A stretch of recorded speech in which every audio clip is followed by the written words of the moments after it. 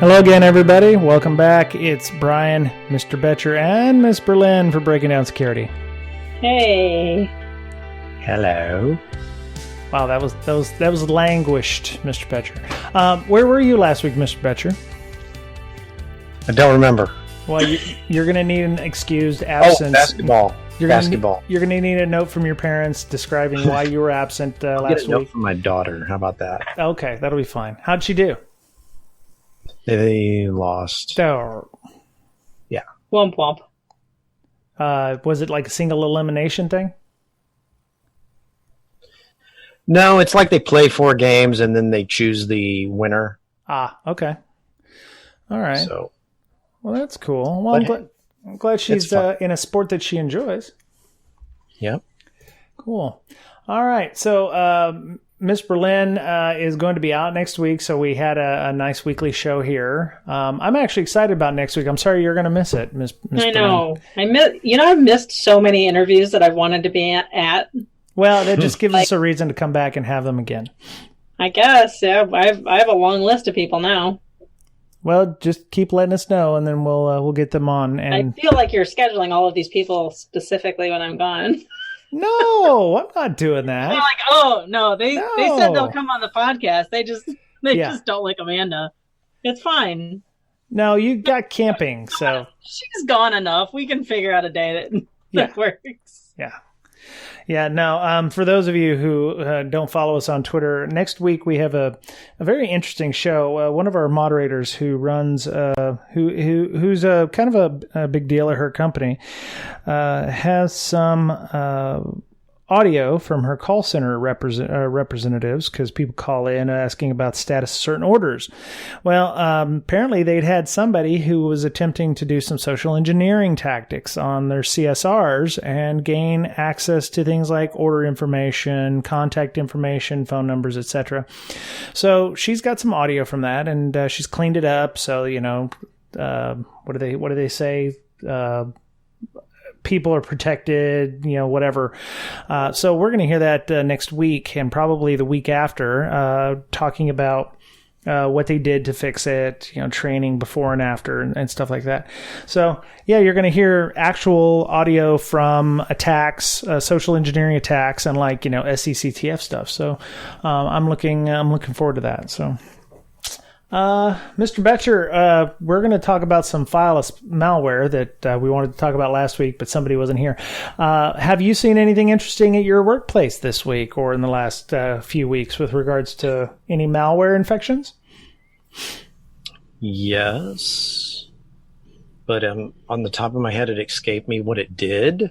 Yeah. Thanks for giving me ample warning. I always try. Yeah.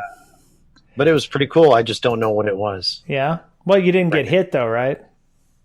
No. Yeah. No, but it was pretty cool. Phishing email type stuff. Hey, what is this? Let's check it out. Right. Did all kinds of things. Okay. All right. Ms. Berlin, have you seen anything or done anything interesting at your workplace? We saw a SQL error send us a very, very, very, very large amount of logs.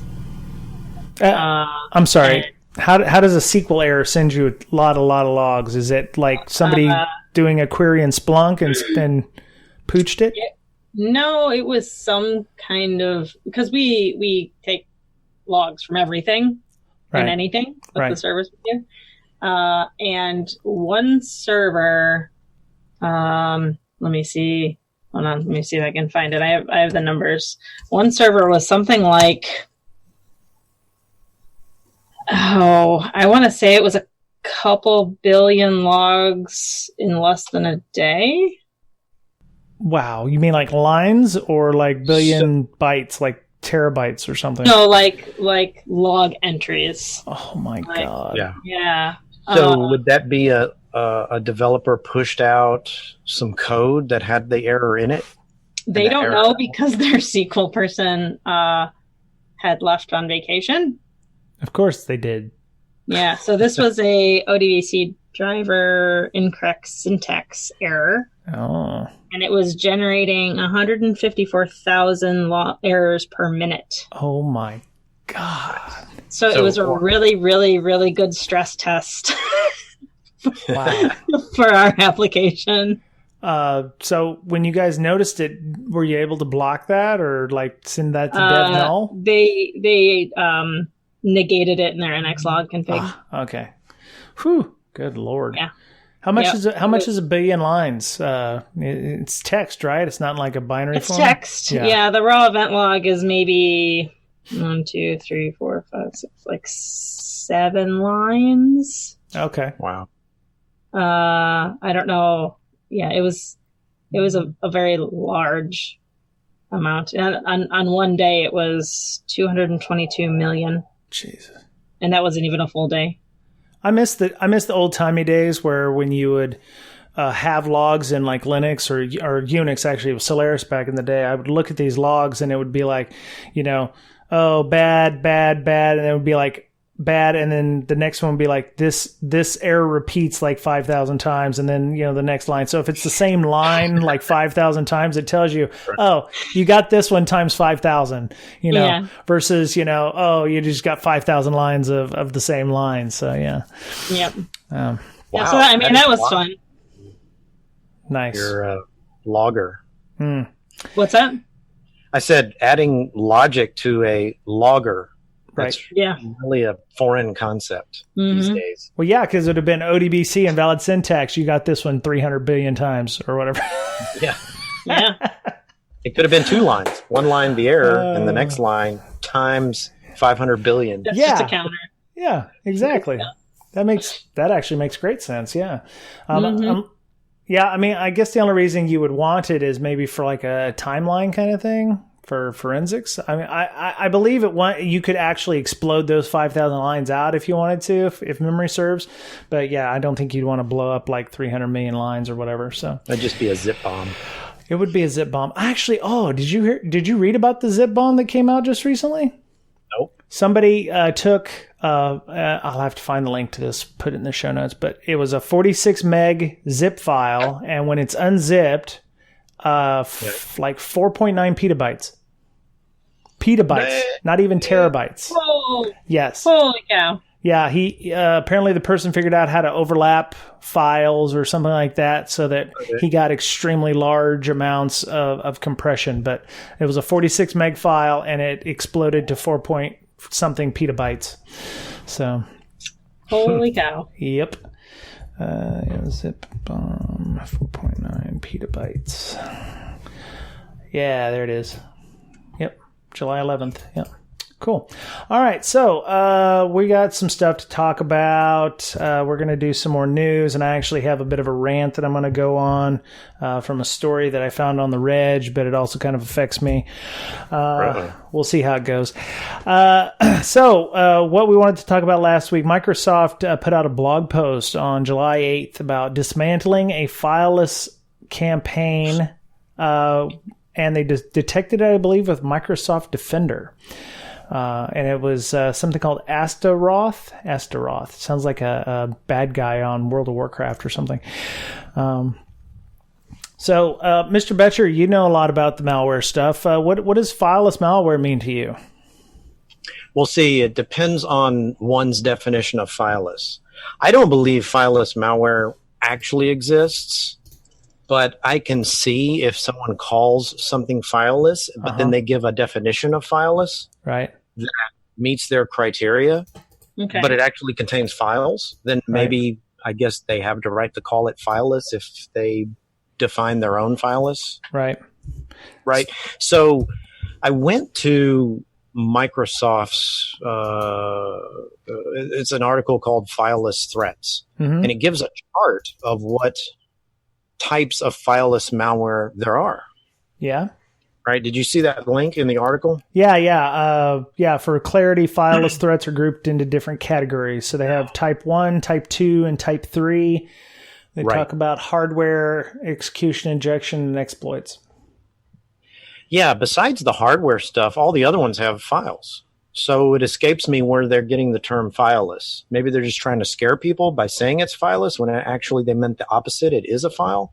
I'm not sure. like you see the word file in this chart no less than 6 or 8 times, I'm thinking. Right. So I don't really understand why they're calling it fileless. Maybe some aspects of the malware are fileless. Yeah, that would normally have a file, doesn't anymore. Right. Right, but that would be pretty much every malware. Right. Today, right? I mean, I don't get it. Like they put exe next to the word file in their chart. Well, they of malware. So I'm not sure where what all the hubbub is about fileless stuff. Well, they have 3 different types here. So file type 1, no file activity performed. Then they have type 2. But then they say bad USB. Well, what's on a USB if not files?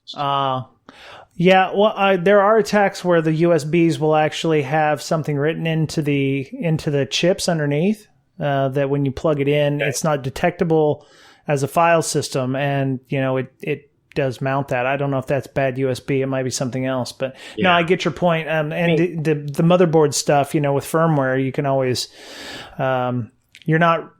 Is BIOS a file? I don't think it is. You're just you're flashing a bin file. It is a file, if not lines of executable code, right? Right. It's stored on a hard drive or any other type of medium, including BIOS. Yeah. Right. Yeah. So I'm not sure. Isn't something by the way, in memory stored on memory? By the way, if anyone has fileless malware, please send it to me. Yeah. A completely fileless malware can be considered one that never requires writing a file on the disk. How would such malware infect a machine in the first place? USB peripheral, like the bad USB attack, or even the firmware of a network card. So yeah, they're looking at things like firmware or inside the chips on the USB itself, or all these examples do not require a file on the disk to run. I think, so their definition of fileless malware is the malware doesn't necessarily need to be on the system to run. So drive-by download or a JavaScript applet or something like that can run the malware for them and infect it and stay in memory. And then there's nothing to write on the disk. There's nothing to detect on the disk. It's all in memory. Right. So fileless is just something that's not written to the hard drive. Right. In pretty much all of these cases, right? At least with type 1. Because the service is a file written on the hard drive. Yeah. You start the service, you have to load a file. Mm-hmm. Well, and that's one. Yeah. Master boot record is on the hard drive. Mm-hmm. Right? Yeah. That's one of them. Yeah, but type 3, it says files required to operate Coveter, which you have mentioned before on podcast, uses registry keys, which are not a file. They're in a file. Yeah, it's scripts. I still think that counts. Yeah, right? Pretty much. They're on disk. What is a file? Yeah. I mean, you're not actually writing. Like, does it count that all of them are SSDs now? So you're not actually physically disk anymore. Yeah. Yeah, I kind of went to one of their examples was, and they sourced MITRE ATT&CK, and this is called Astaroth, which you mentioned, Brian. So I hit Control F on the Astaroth techniques used, and the word file appears 10 times. So if it's fileless, why do they have to use the word file 10 times? Your question, don't question it, dude. Just go with it. Just go with it. Just go with it. And line 3, compiled HTML file. That's the third line. Look, it sounds sexy when you use fileless, okay? Yeah, I know. It's advanced. Probably... It's advanced APT, okay? So, Sure. But yeah, Coveter is kind of cool. You have when you use a file extension, it runs a script. That script is located in the registry, which is a file, right? By the way, and it's loaded and run with command.exe or whatnot. Right. So there's a widespread fileless campaign called Astaroth that completely lived off the land. It only ran system tools through a complex attack chain. So Maybe we should have called this or texted. Oh no, it's just the ATP research team. So I don't think there was any one person who helped write this or did writing on this. Looks like it uses WMI to run a script, not a file, script. Right, and it collects data in a plain text file named r1.log. So, okay. Great. You're just mean. At this point, we're never going to get anybody from that team on here to talk about this. We're just going to have to find a day when you're... Oh, and I want to so bad because I really like everything that I've heard about ATP. We just need to find a day where Mr. Betcher's not going to be on and be like, oh, sorry, Mr. Betcher. What day are you not going to be here? Oh, that's the day you wanted to be on. Sorry. Yeah. So... That's for us. Initial payload is a malicious link file, right? That's where the payload, okay. But it's still fileless. Yes. I don't know. Yes, it is. Somebody needs to explain it to me. That's all. I get this. I'm just not hip enough to understand the new comings and goings of the podcast, taxonomy of the fileless threats. This podcast is never going to get sponsored by Microsoft, I can tell. They'll be their conditions will be like, you got to get that guy Betcher off there. He makes us sad. He makes us sad and want to cry. So, but yeah, there's a lot to this one though. I mean, there's at least 7 steps, and there's probably multiple steps per. So it's like starts with an email with a link, which goes to a zip file, which has a link in it, which has a batch file, which runs WMI code or WMI commands, which causes more downloads of an XSL file, which is a XML style sheet language, which has JavaScript in it, which causes more WMI commands. So, I mean, it's just layers on layers on layers. I mean, there's at least 2 XSL files. There's JavaScript inside of those. Different methods by which you can gain access to it, all the way down to regserve 32. What's regserve 32, Mr. Betcher? Is that the registry editor? No. I'll have to go look that one up. People are screaming at us right now. Yeah, pretty much. So the payload is a DLL, which is a file, right? Which injects into. I mean, injection has been around for a while. There's different types of injection, but the payload always starts with a file, right? Right. You can inject code into Explorer. So whenever you have the GUI running in Windows and the attackers have injected, there is no actual file left that's running currently, right? You can't look at the code and say, okay, it belongs to that file. Right. Right, because the file may have been deleted, but the malware is still running, but it's just running inside of a process that exists normally. I was trying to see what a reflexive DLL loading is, because that was the thing needed. There it is, reflective. How can it be detected? There it is. So, dynamic link libraries. It refers to loading a DLL from memory rather than from disk. There's your file list. It's from memory. It's from memory. Yeah, it loads it from memory? Yeah, apparently reflexive DLL loading refers to loading a DLL from memory rather than from disk. Windows doesn't have a load library function that supports this, so to get the functionality, you have to write your own, omitting some of the things Windows normally does, such as registering the DLL as a loaded module in the process, potentially bypassing DLL load monitoring. So there's a link. I have a link. I'm going to post it in as well here. Damn your hide. For some reason, every time I put links into my Google Doc, it blanks the Google Doc. I don't know what the hell's going on. So, yeah, regserve 32 loads DLLs or registers them. Yep. Really weird. Anyway, so... But still, that code is in a file. Right. Right. You can't get it into memory without either manually typing it from memory, the memory between your ears, or from a file. Right. Yeah. So they go down and they mention these protection technologies stop threats at first sight. Microsoft's industrial leading whatever delivers effective protection. So they talk about all the different places inside of the attack chain where those behaviors are seen and detected. So they were able to,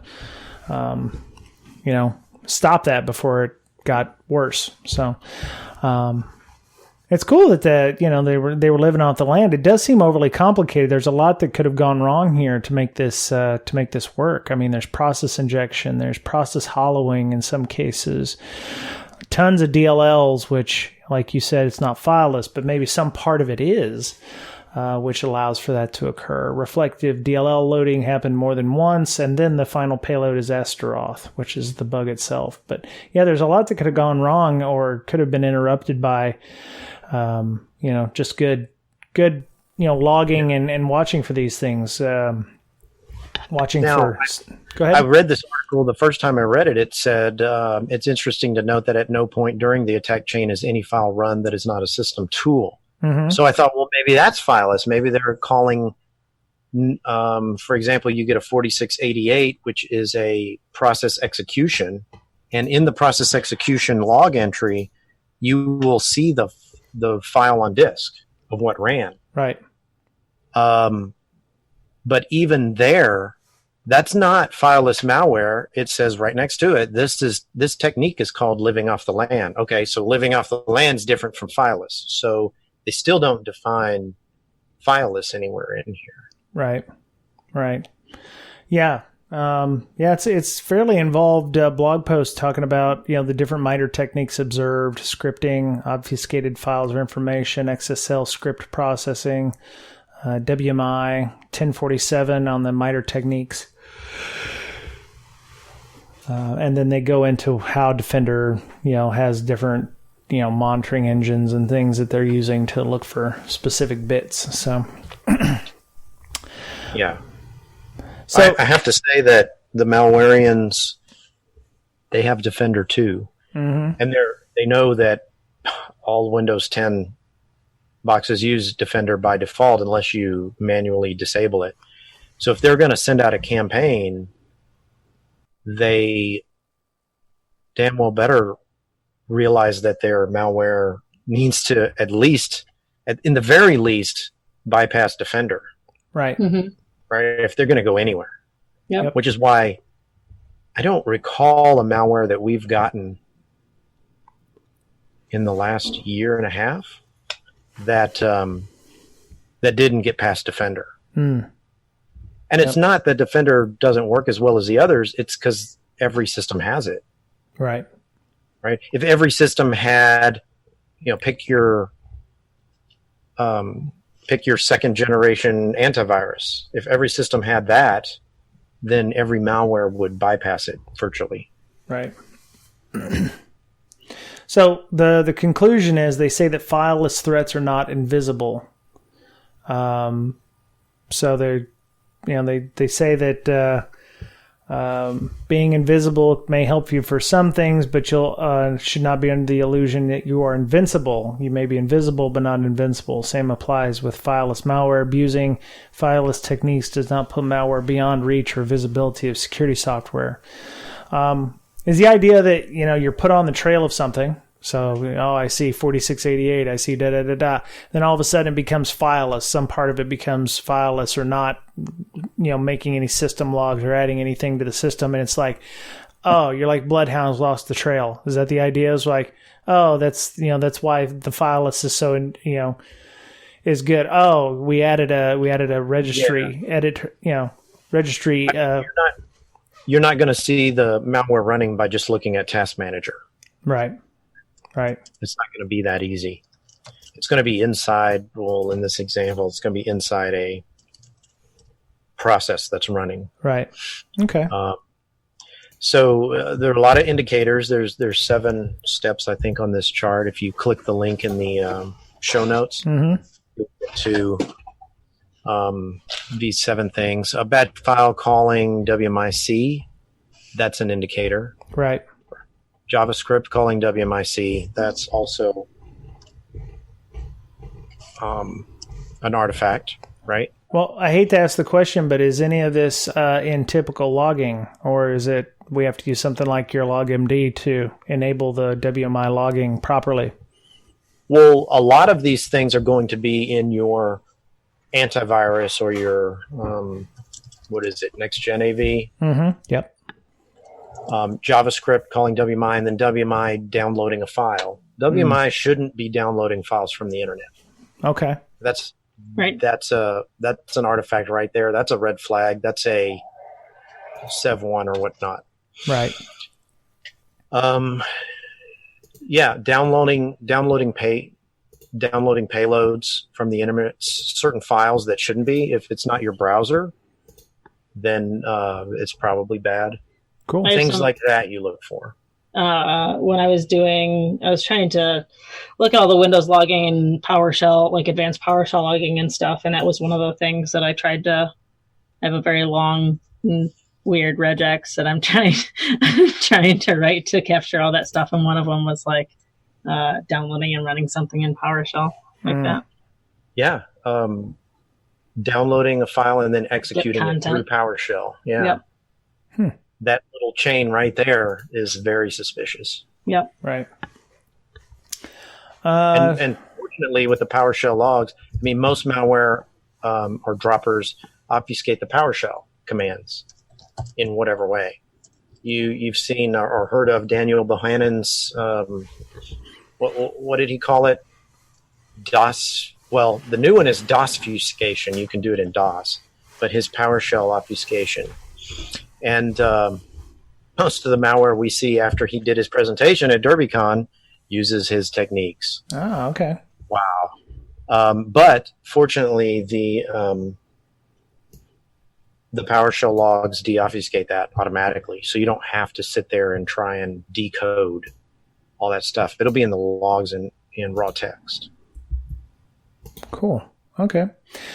Was there anything else that either one of you wanted to discuss about the MITRE techniques, or the behaviors of the malware itself? No, I'm waiting for your rant.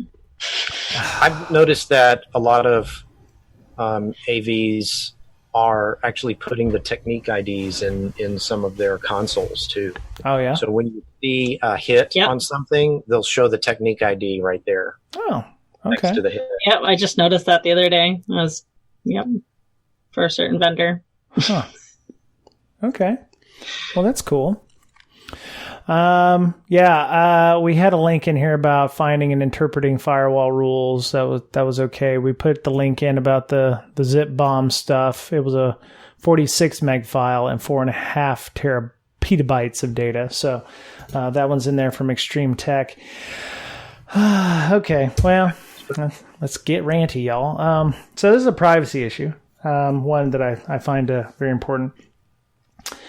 Seeing a disturbing trend, especially with some organizations out there that very small business, like they're trying to make their first to market kind of thing, and by doing so, they're just a privacy nightmare. There's an article on the register.co from February that I was reading about Google's requiring all these vendors to go through a specific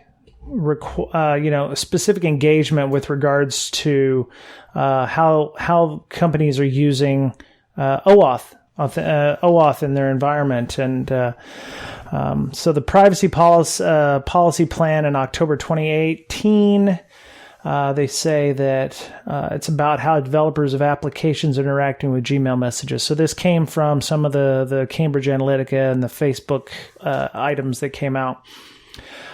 They've revised their API rules, and applications must submit for testing. So there's a couple of companies that are out there doing these testings. one of them being mine, Leviathan, and the other one is Bishop Fox, which there's a Hacker News article out there. You can go to Y Combinator or whatever and look it up. Somebody was complaining that, we had to pay anywhere between $15,000 to $75,000 for this stuff. And there's a lot of companies out there that are just using these APIs, which allow for reading, creation, and you'll read this in the register. The OAuth API scopes or restricted scopes are Gmail APIs that allow for the reading, creation, and modification of meshes, contents, attachments, metadata, or header, or control mailbox access, mail forwarding, or administrative settings. And these must face extra security and scrutiny, according to Google, backed by an annual security assessment. So every year, you're going to have to go through this letter of assessment from Google by the end of 2019. A lot of these companies are, complaining online that they said, Google has enhanced privacy requirements, but a lot of these companies are, they have the ability to create, modify, delete not only your contacts, but your scheduling, your and also pull all of the inbox contents of your email and store them on servers that you don't have any control of. A lot of these companies don't have restrictions on what gets slurped up. So everything innocuous from your recruiters, your marketing or salespeople along the lines of, we contacted blah today. It was really hopeful. A lot of them are under the guise of, recruiting or lead generation. If you're using Salesforce, you have a sales team who's doing this. But conversely, it can get really nasty. You have, for instance, emails with business sensitive information, subject message, 6-month, top secret plan sent out to all the sales and marketing people to help them understand, what's going to be happening with the product roadmap. That legal gets stuff. What's that? Could be legal stuff. Definitely legal stuff. PII. You send personal emails with, oh, hey, Bob, going fishing this weekend. By the way, here's the password for all of my financial information. All of that gets slurped up and sent over to these companies with the idea that, they're doing it to help train their AI to help with lead generation, or you're as a manager, you need to know how to better communicate with your subordinates, and our AI helps you understand ways that you can do that. Or something as simple as we want to make sure that when emails are sent from sales and marketing people that we send a tracking pixel in all of the emails that you send out from your sales and marketing team to people. And when they open those, then that tracking pixel reports back to us and tells us that these are happening. That this was opened and successfully read. There's applications out there that just want to let you know if somebody's actually opened and read or looked at your email. Companies need to think about this before they integrate this into their organization. Their sales and marketing people, yeah, it's great. We want to make it easy for you guys to generate leads and money and whatever, blah, blah. Hashtag not really. There's a lot, they're collecting the information, they're storing it for how many ever, days, months, even years, with the idea that, we'll add additional functionality later on that we can use the information we've collected from you and God knows who else to train our machine learning and our AI to do these things. So, it just bothers me. And as a privacy person and as a person doing these engagements with some of these companies, I ask them these questions and it's like a deer in the headlights, like blink, blink, blink, blink, blink, blink, and I'm like, aren't you, how are you storing this? What are your privacy policies? Oh, we have privacy policies. We like them. And I'm like, well, when were they updated? Or, it just seems like they're not thinking it through because they're too busy making money. So, if you're a security team and you have a marketing team, and I'm sure that they're doing everything they can to, get around any kind of email requirements that you have. We actually had this problem at my previous company, which I actually probably should get off that horse. I used to work for CrowdStrike, and we had an issue where some of the salespeople wanted to use some technology like this for generation of leads and making sure that all of that stuff got ingested properly into Salesforce. And we did a third-party assessment and found out that they were going to pull all the information out of the salespeople's inboxes and put it in to their own system. And we put the kibosh on that. You really need to talk to your sales and managing people before they accidentally put these things on. And some of them are like browser plugins. So you can go to Chrome, download a plugin for your Chrome browser, and it does everything for you. Lead generation, recruiting, all that stuff. I don't know if some of you have gotten emails where it's like, hey, we want you to do X. Like we get these for, hey, Bob wants to come on the show and talk to you. So I delete them. 3 days later, hey, we noticed you didn't reply to the email. Bob still really wants to come on your show. Delete. 5 days later, hey, we just want to, we're not going away until we get an answer from you. Bob still wants to come on your show. Do you want to come on? Those are all generated. They're all fake. So, delete them. But yeah, I do that. And a lot of times it's like, hi, Amanda, whatever. And I'm like, wait, Amanda's not Brakesec. Well, she is, but she isn't. I get a lot of those from, hey, Amanda. And I don't know if it's just because you're more popular on Twitter than I am. But it's weird. Yeah. And a lot of them are, hi, Amanda. And I'm like, oh, okay, great. I've been getting some to work lately. Really? Mm-hmm. Not to me, but to like other email addresses. Right. I mean, I've gotten some to mine too, but you can tell it's all just fake. Yeah, it's definitely they tend to do an okay job with the templating, but sometimes they get things written wrong, or I have a feeling it's probably because your name was first alphabetically in the iTunes lookup. So yeah. Oh, maybe. And it's like, hi, Amanda, and so that's what happens. So a couple of questions. Yes. Is where instead of logging on to this particular system with a new account, right? I just use my Google account to log in. Right.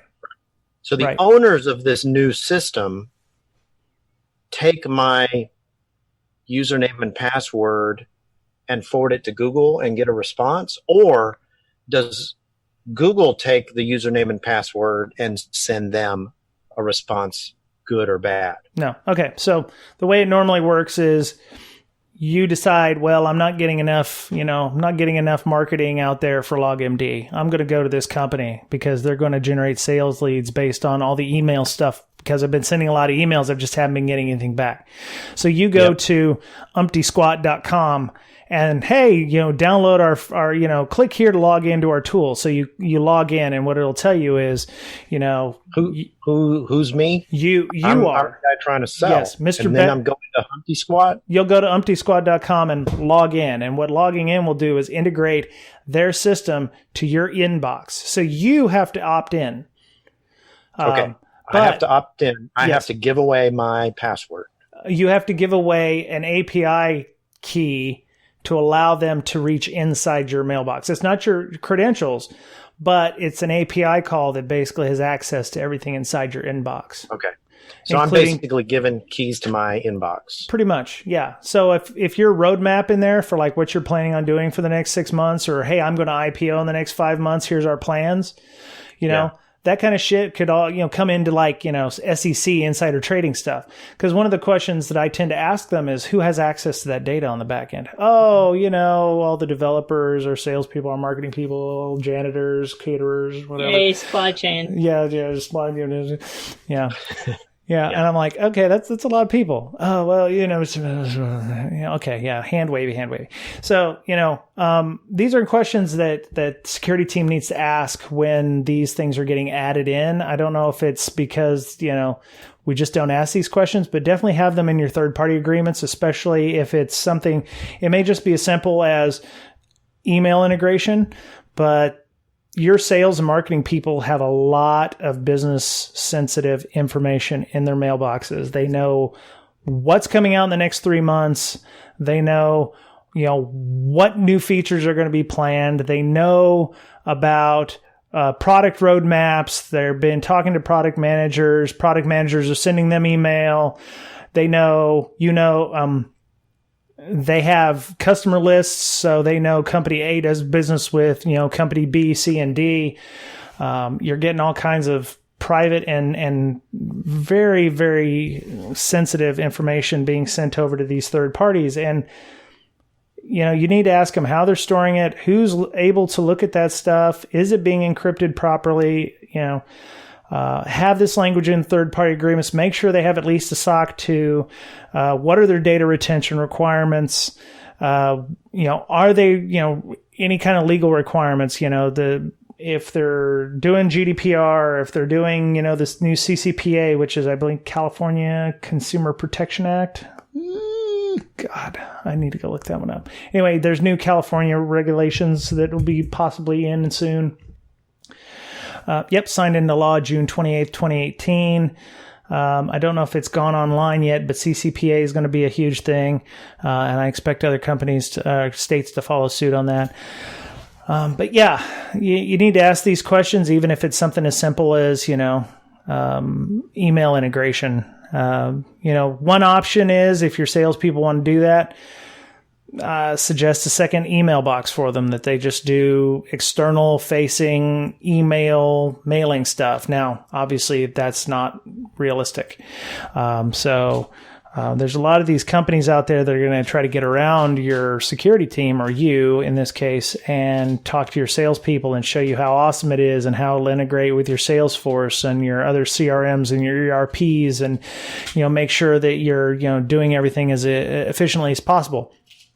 And I would argue that that's probably a huge mistake in some cases. Unless you just want to start, closing your sales and marketing people out of the loop with regards to product management and product cycles and, secretive information that they can tell their customers to hopefully get more leads.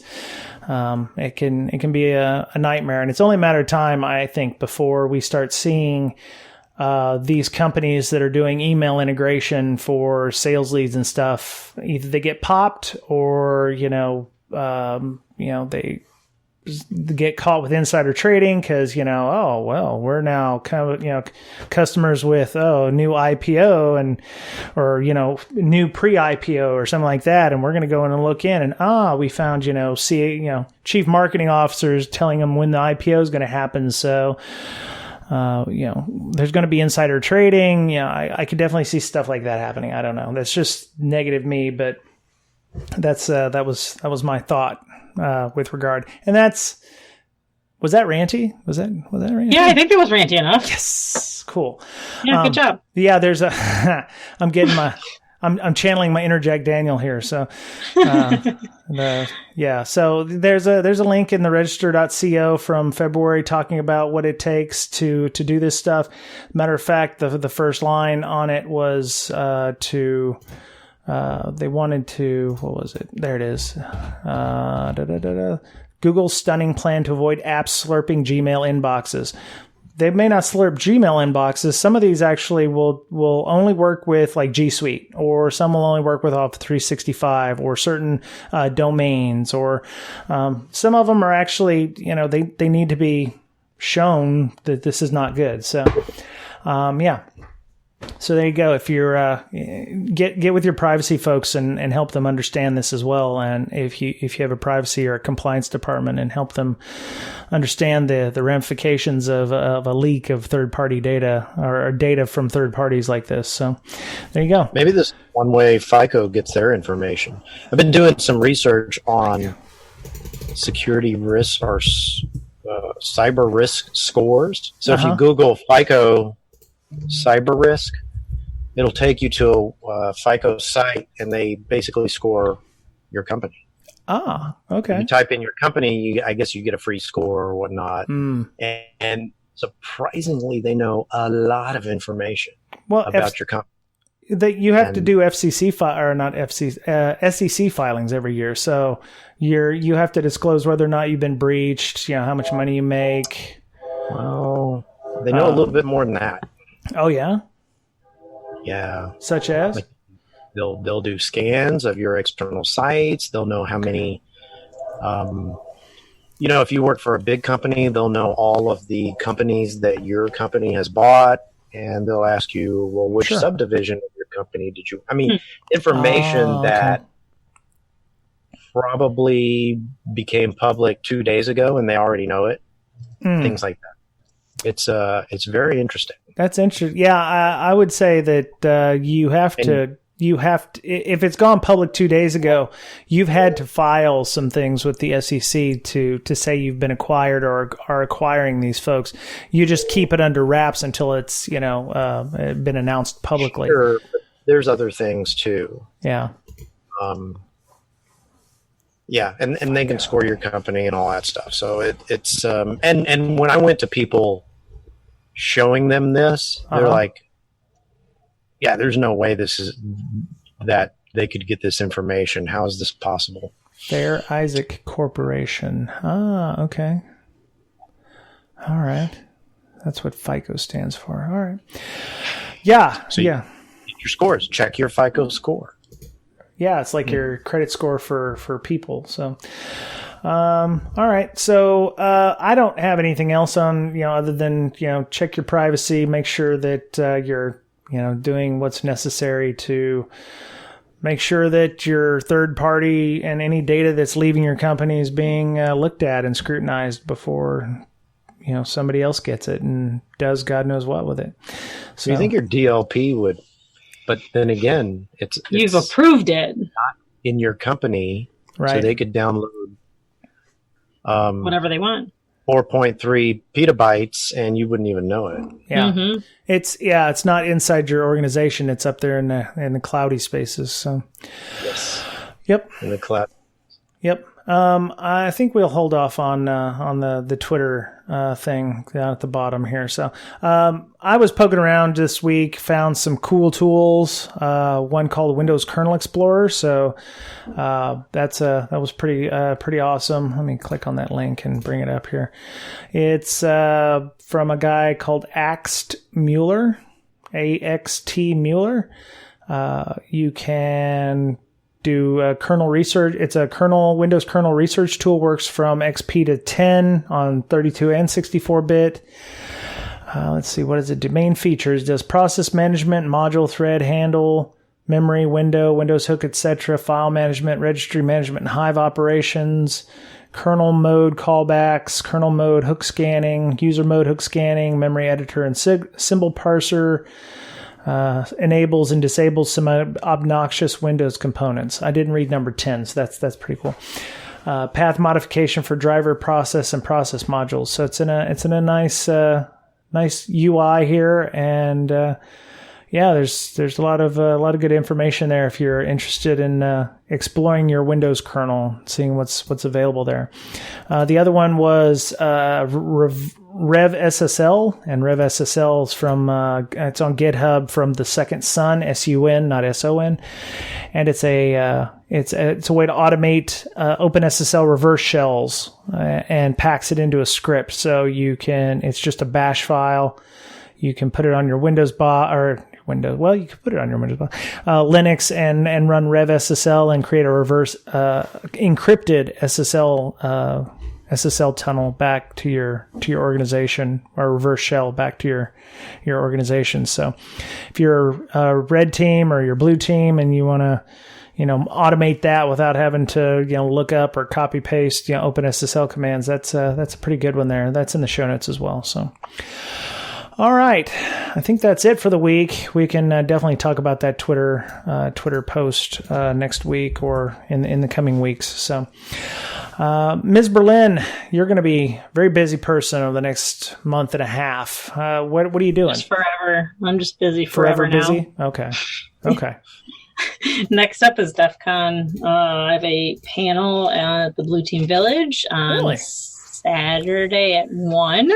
Okay. That people should go listen to. What's it on?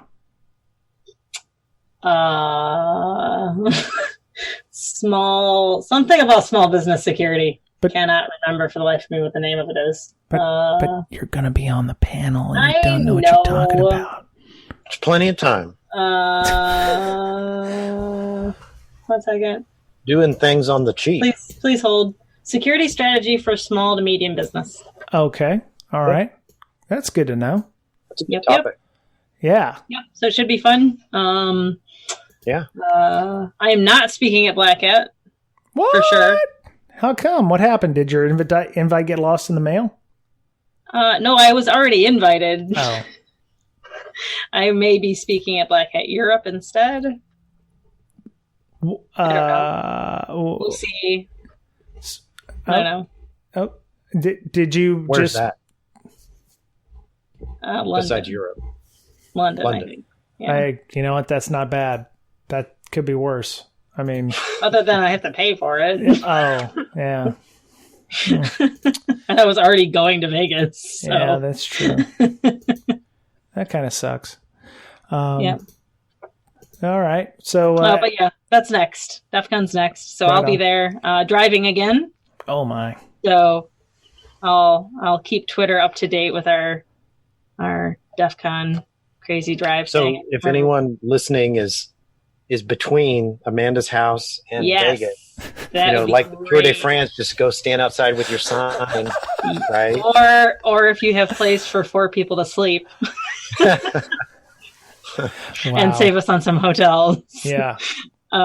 We will be driving through like Denver. I'm assuming we'll stop in Denver. I know we'll stop. We're going to stop in Des Moines. Oh my God, you're going way north. Oh, wow. I am north, dude. No, I figured you'd be taking more of a southwesterly approach, going through like the 44. Des Moines is southwest of me. No, wait, you're going Des Moines. You're going through Des Moines and up that area. I know. That's southwest of me. Okay. I'm pretty sure. I don't go north. I figured you would take the 44 down through Missouri, hit the 40, and go across that way. That would be... I took whatever way Waze wanted me to... Plus, I know somebody in Des Moines, so... Oh, I see. Okay. I mean, we went to Zombie Burger last time, which was really, really good food. Okay. All right. So I now have to look and see if Des Moines is actually southwest of me, because I'm confused. I thought it was more west, but... You wouldn't go through Oklahoma City? I don't know, because the globe is round, so I know we have to go through Chicago. No, it's pretty much straight. Wait. Straight across. You said the globe is round. No. It's all turtles, man. Turtles. It's all turtles. It's all turtles. Yeah, we take 90 and 80 through Chicago, all the way through Des Moines, Omaha. Jesus, I got you. Yeah. 80. Okay. 80 and 70, 80 all the way to almost Denver, pretty much. Man, that is some flat land back there. So anybody in Nebraska. So boring. Yep. Last time we stopped in a little bit past Lincoln, I think, Nebraska, and stayed like mid-Nebraska somewhere. Because that was like 14 hours driving. Goodness. So anyway, if people, if that's rough, man. So anybody in Lexington, Nebraska. Wait. Wow. Yeah. Well, and there might be some bodies to take at some point. I don't know. 2 of these people I've never road tripped with before. So what's that joke I heard is like hitchhiker gets in a car driving down the road and hitchhiker turns to the driver and says, "Hey, thank you for picking me up, but how do you know I'm not a mass murderer?" And the driver says, "What are the chances of 2 mass murderers being in a car?" So yeah. Like that. So, all right. Well, if you are in Nebraska and you're living along the I-80, wave a flag when you see Miss Berlin go by, and she'll be on Twitter. What's your handle on Twitter? So at InfoSister, INFOSYSTIR, or at Hackers Health. Awesome. And you're going to do a village? You're doing some villages? We're not doing a village at DEF CON, but we are going to have, there's some kind of diversity event. Not sure what it's called, but it's going, there will be more information online that we're going to have a table at for a couple hours. Okay. Saturday night. Cool. I think it's Saturday night. Boy. So yeah, we're just going to put like stuff out at our table just to kind of tell people about us. But I didn't want to do a full village at DEF CON. It's kind of pointless, I think. Yeah, there's a lot going on there, so you would have gotten lost in the shuffle, perhaps. So, All right.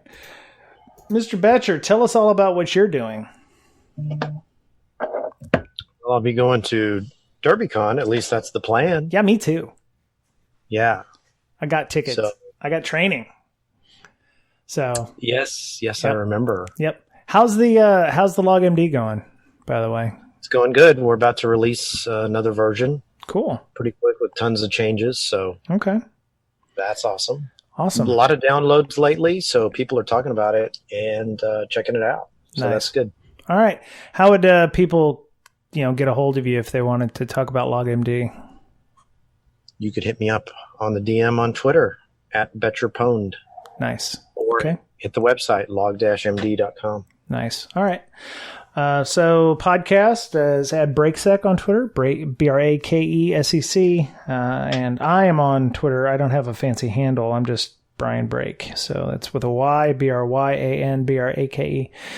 And we have a Patreon. Thank you to all of our Patreon supporters that helps us buy swag. Matter of fact, just before we started, Amanda was like, hey, we need some more stickers to give out to people. We're going to have to go to Sticker Mule and get some more. And I was like, okay, just, send me the receipt.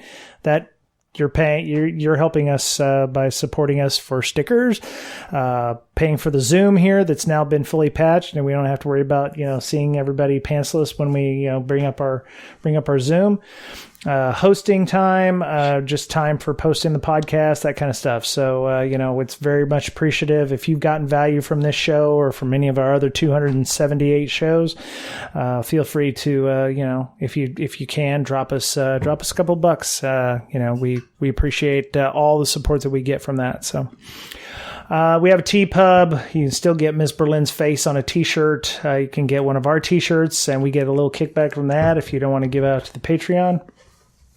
You can also get mugs and coasters, and I saw that on TeePub. It was like mugs and coasters and stickers and T-shirts and like all kinds of stuff. You can just put our logo on anything you want, and you can put Ms. Berlin's face on things too, coffee cups and. Because who would not want that? You know what? That's your before picture. So you need. I need a new one. You need to update that with a new picture. So yeah. Mm-hmm. So we're on iTunes, Google Play Store, iHeartRadio, tons of places you can find us at. I forget, is B-Sides? B-Sides, what is it? Crap.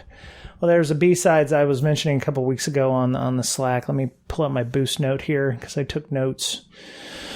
Come on, Boost Note. I'm telling you, I went to VS Code and Boost Note doesn't like me now because it knows I'm B-Sides Birmingham. B-Sides Birmingham. David Sybuck, one of our moderators on our Slack, which I forgot to mention the Slack.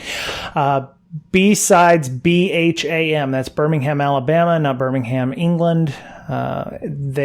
CFP for that is still open until August the 11th. So if you're interested in talking at a local B-Sides there, go check out bsidesbham.org as well. So you can do that. They have a CFP open until August 11th. So Slack's going well. We have a CTF club that meets semi-regularly, trying to get Pinky Pone to, do that regularly. He's having people come on talking about various things. We have book club. Cult of the Dead Cow, I think, was being ran for our summer reading program. If you're interested in reading along with all of our Slackers, you can join us by sending a DM to our Twitter at Brakesec, or you can email us at bds.podcast@gmail.com. All right. Well, Ms. Berlin, I will talk to you hopefully in a couple weeks. We'll have our podcast with just Mr. Betcher and myself and our moderator, Director InfoSec, who's going to be on. And we're going to learn about some social engineering techniques and things that did and didn't work at their call center next week. So I've already listened to some of the audio. That's why we're fairly certain that this one's going to happen. So knock on wood.